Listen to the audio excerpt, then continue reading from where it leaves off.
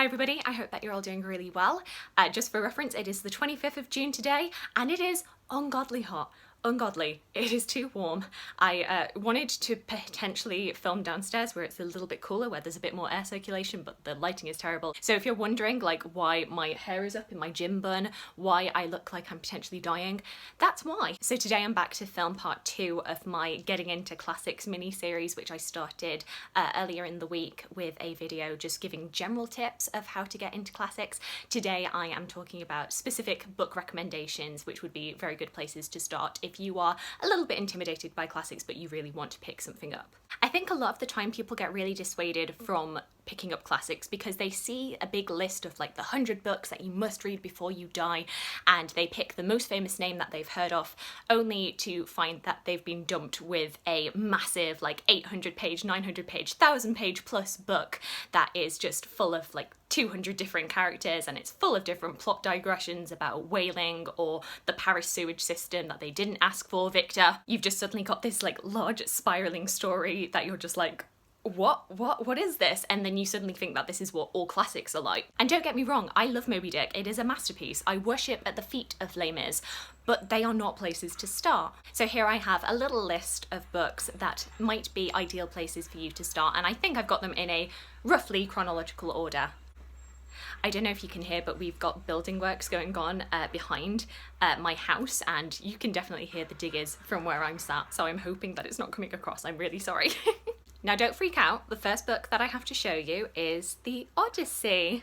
Don't freak out, don't run away from me. Specifically, I want to talk about this translation of the Odyssey by Emily Wilson. The Odyssey is an ancient Greek epic poem following the journey of the Greek hero Odysseus as he tries to get back home to Ithaca following the Trojan War, and the many obstacles that follow along the way, halting his journey. It actually takes him 10 years to get home. Along the way he encounters different gods, sea monsters, a cyclops, nymphs, all sorts of different creatures and different people. I feel like this is actually quite a good place to start if you are just generally interested in ancient literature and ancient mythology, just generally because there are so many different references to different gods and to different characters of ancient mythology that are just peppered in throughout this book, that no matter where you decided to go from here, you would probably stumble across another figure and think, oh yeah, I've heard about this. This was in the Odyssey. I know some people might say that this isn't a place to start because Homer does kind of dump you into this world. He does kind of assume that you know who all of these people are and all of the different gods and all of the different characters that he is referencing. But I do think despite the different references, it is fairly easy to pick up and it is easy to look up and see who these different characters are. That you can definitely hold your own and you can definitely understand what's going on regardless of if there are a couple of characters who you haven't heard of and might need to do a Google search for. Like I say, I'm mentioning the Odyssey specifically with this translation by Emily Wilson because I think that this is a much cleaner, more straightforward translation than previous iterations of the Odyssey. It is much more modern and colloquial than previous translations and does not use quite as much flowery verse as previous versions. It also comes with so much bonus material just to help you along your way. It has like a nice long introduction where she goes into the major themes and to all of the different elements that came into the production of this and the translation. In the back there are also notes where there is a summary of every single chapter, the plot basics of every single chapter, and a glossary with a pronunciation guide and also a guide to every single character who is referenced, who they are related to,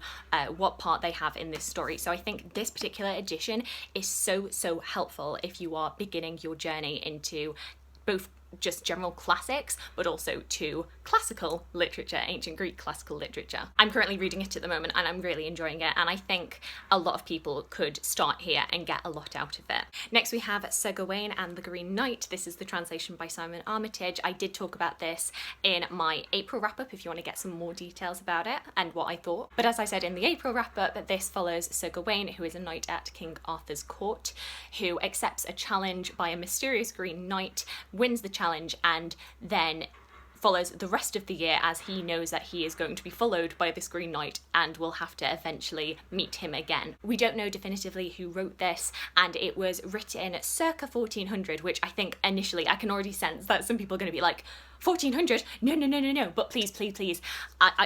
I wouldn't be recommending this if I didn't think that you could read this. This is really, really good fun. It circles around a lot of themes and plots that I think a general audience would already know, like King Arthur and medieval chivalric romance. As I've said before, this translation is really, really good fun. It is alliterative.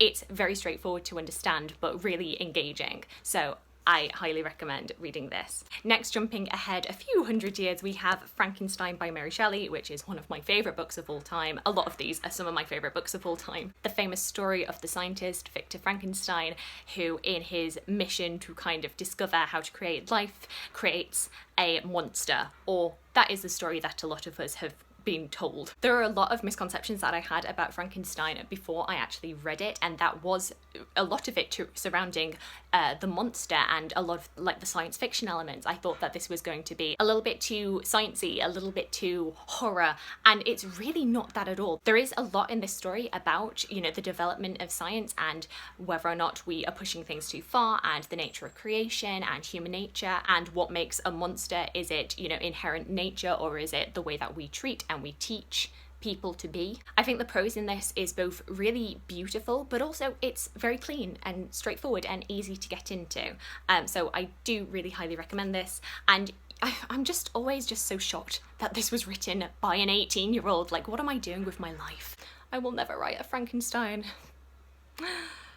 Next up, I was always going to mention a little bit of Jane Austen, and I think there are lots of different places that you can start with Jane Austen. I think that Pride and Prejudice is fairly easy to start. I feel like a lot of people avoid Pride and Prejudice because they've heard so much about it, but I don't think there is anything too complicated in here for a beginner. It is an absolutely gorgeous, funny, witty book, and is not just the love story, even though that does take a big part of it. It's also about family relationships and societal expectations and class. There is so much going on in here besides that initial love story. I also think that Emma is a fairly good place to start with Jane Austen because it is such a contained story, though I think maybe because it is slightly longer it might put some people off, and because it isn't quite as plot heavy as other novels or even as other Austens. Almost everything in the story of Emma does take place in this one little town, so I can understand for some people why they might find it a bit slow, but it is bitingly funny and satirical and just really good fun. But I also wouldn't discount starting with Northanger Abbey, which I think is much less well known than the other two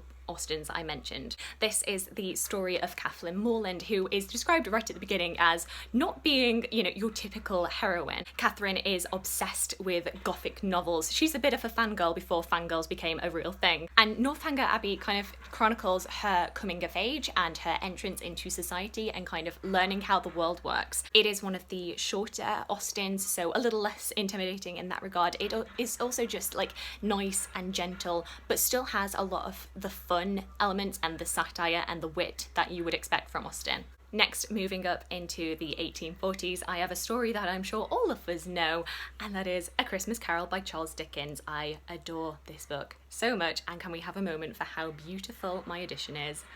The famous story of the misanthropic curmudgeon Ebenezer Scrooge, who hates Christmas, who is visited by the three spirits of the ghost of Christmas past, the ghost of Christmas present, and the ghost of Christmas future, and is urged to repent his ways and become a better man. And it's all through the spirit of Christmas. Oh!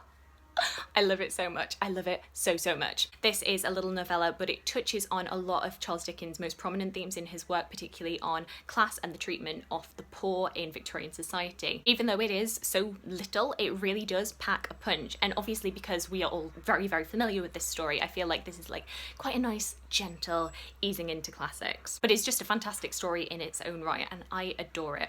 Once again, one of my favourite books of all time. I love it very much. Next up, now I am a West Yorkshire girl born and bred, and I think I probably would be kicked out of West Yorkshire if I didn't mention one of the Brontes. So here we go. I have Agnes Grey by Anne Bronte. This was published in 1847 and I believe was Anne Bronte's debut novel. This follows the story of young Agnes Grey as she grows up and becomes a governess and works in various different families' homes. I feel like this is a book that maybe because it is much shorter than the rest of the Bronte novels, is kind of forgotten, but even though it is short, it really packs a punch and really introduces you to a lot of the major themes of the Bronte's novels. It really is a coming of age story of growing up and realising that the world is not this wonderful idyllic place that you were taught that it was. It touches on many themes of class and particularly of the mistreatment of governesses and their position in society as not being quite like the servants, but also certainly not being in the families, and the feelings of